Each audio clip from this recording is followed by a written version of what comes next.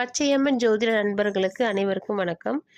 இன்று நாம் காணவிருக்கும் பதிவு 2026 ராசி பலன்களை, புத்தாண்டு ராசி பலன்களை பற்றி பார்ப்போம். அதன் வரிசையில் இன்றும் கடைசியாக வரவிருக்கிற மீன ராசியை பற்றி பார்ப்போம். இந்த மீன ராசிக்கு பார்த்தீங்கன்னா, ராசியிலேயே சனி பகவான் அமர்ந்திருக்காரு. 4ல் குரு இருக்காரு. ஜூன் 2ஆம் தேதிக்கு பிறகு 5ல் குரு போகிறாரு. 12ல் ராகு, 6ல் கேது அமர்ந்திருக்காரு. இப்போ இந்த ஜாதகருக்கு பார்த்தீங்கன்னா, ஜூன் 2க்கு பிறகு ராசிநாதன் குரு பகவான் 5ஆம் இடத்துல உச்சமாகி இருக்கிறதுனால அமோகமாக இருக்கிறது. இந்த மீன ராசிக்கு மிக சிறப்பாகவே இருக்கும். எடுத்ததெல்லாம் துலங்கும். திருமணம் ஆகாதவர்களுக்கு நிச்சயமாக திருமணம் கைகூடி வரும்.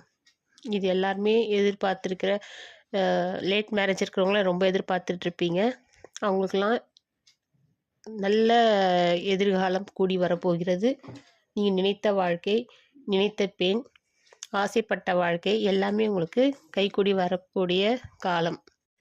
இந்த குரு பகவான் பார்த்தீங்கன்னா, இந்த ராசிக்கு பார்த்தீங்கன்னா 10ஆம் வீட்டு அதிபதியும் கூட. இந்த 10ஆம் வீட்டு அதிபதி 5ல் உச்சம் பெற்றிருக்கிறதுனால தொழிலும் ரொம்ப சிறப்பாகவே இருக்கும்.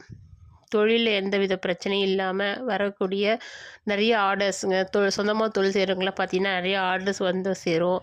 இந்த தொழில் மூலயமா நிறைய பெயர், புகழ் எல்லாமே வந்து சேரும். தொழிலதிபர் என்ற பட்டம் கூட வாங்க நேரிடும். ஒரு தொழிலில் கம்பெனியில் வேலை செய்கிறவங்களுக்கெல்லாம் ப்ரொமோஷன், இன்க்ரிமெண்ட் எல்லாமே இருக்குது. நிறைய போனஸ்லாம் நிறைய வரக்கூடிய வாய்ப்பு இருக்குது. என்ன ஒன்றுனா, இந்த முகத்தில் ஒரு கவலை, ஒரு சோகம் எல்லாமே இருக்கக்கூடும். என்னை இனந்தெரியாத சோகம் சொல்லுவாங்க இல்லையா, அதை மாதிரி அமைப்பு இருக்கும். அது காரணமே இருக்காது. நீங்கள் மனசில் சந்தோஷமாக தான் இருப்பீங்க. ஆனால் பார்க்குறவங்களுக்கு நீங்கள் ஏதோ ஒரு சோகமாகவோ இல்லை ஒரு உடம்புல ஏதோ பிரச்சனை இருக்கிற மாதிரி, உடம்பு சரியில்லையா அப்படின்னு கேட்கக்கூடிய அமைப்போடே இருப்பீங்க. ஆனால் நீங்கள் நல்லா தான் இருப்பீங்க. ஏன்னா ராசியிலேயே சனி பகவான் இருக்கிறதுனால அது உங்களுக்கு உடல் சோர்வு, முகச்சோர்வு ஏதோ ஒன்று அப்படி உங்களுக்கு பார்க்குறவங்களுக்கு ஒரு தெரியக்கூடும். ஜூன் 2க்கு பிறகு பார்த்தீங்கன்னா, ராசி அதிபதி 5ல் அமர்ந்து 5ஆம் பார்வையாக 9ஆம் பாவத்தை பார்க்குது. அப்போது 1, 5, 9 இந்த 3 பாவங்கள் உச்சம் பெற்ற ஒரு கிரகத்தினால் தொடர்பு ஏற்பட்டால் அந்த ஜாதகர் அந்த காலகட்டத்தில் மென்மேலும் மிக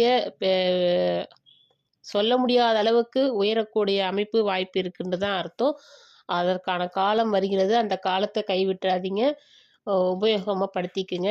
சொந்த வீடு வாங்குறவங்க, வீடு கட்டணும்னு நினைக்கிறவங்க, குழந்தை வேணும்னு நினைக்கிறவங்களுக்கு எல்லாமே கிடைக்க போகுது.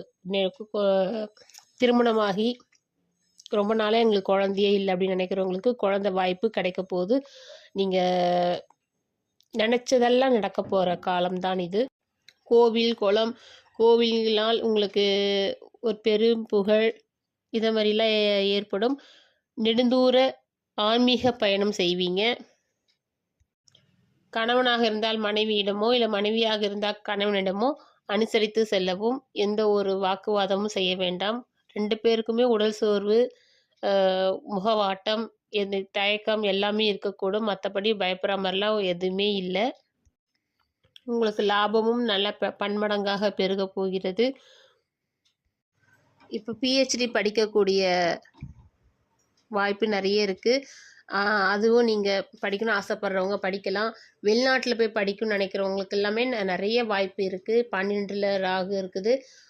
உங்களுக்கு கடல் வழி பயணம், விமான போக்குவரத்து எல்லாமே உங்களுக்கு சிறப்பாகவே இருக்குது. வெளிநாட்டில் போய் படிக்கக்கூடிய வாய்ப்பு உங்களுக்கு தேடி வரும். அதற்கான முயற்சியும் செய்யுங்க. என்னென்ன அதுக்கெலாம் ஃபார்ம் ஃபில் பண்ணி போடணுமோ இந்த ஜூன் 2க்கு பிறகு முன்னாடியே நீங்கள் ஆரம்பிச்சிங்கன்னா கூட உங்களுக்கு ஜூன் 2க்கு பிறகு அதற்கான ஆர்டர் எல்லாமே உங்களுக்கு வந்து கைக்கு வந்து சேரப்போகுது. எதனா ஒரு சின்ன உடல் உபாதை வந்ததுன்னா கூட உடனே நீங்கள் டாக்டருக்கு போய் பாருங்கள், கை வைத்தியம் பண்ணுங்கள். உங்களுக்கு அதுவும் சக்ஸஸ் ஆகும். சின்ன சின்ன விஷயத்துக்கு மட்டும் கை வைத்தியம் பண்ணுங்கள். அதுக்கு நீ ரொம்ப பெரிய பிரச்சனைக்கெலாம் கை வைத்தியம் பண்ணுறேன்னு சொல்லிட்டு பண்ணிடாதீங்க. வீட்டிலேருந்து என்ன கை வைத்தியம் பண்ணால் சரியாகுமோ அந்த நோய்களுக்கு மட்டும் நீங்கள் பாருங்கள். இந்த 2026ல் நீங்கள் வணங்கக்கூடிய கடவுள் பார்த்தீங்கன்னா, தட்சிணாமூர்த்தியை வணங்குங்க. டைம் கிடைக்கும் போதெல்லாம் காஞ்சிபுரத்தில் அமர்ந்திருக்கும் சித்திரகுப்தர் கோவிலுக்கும் போயிட்டு வாங்க.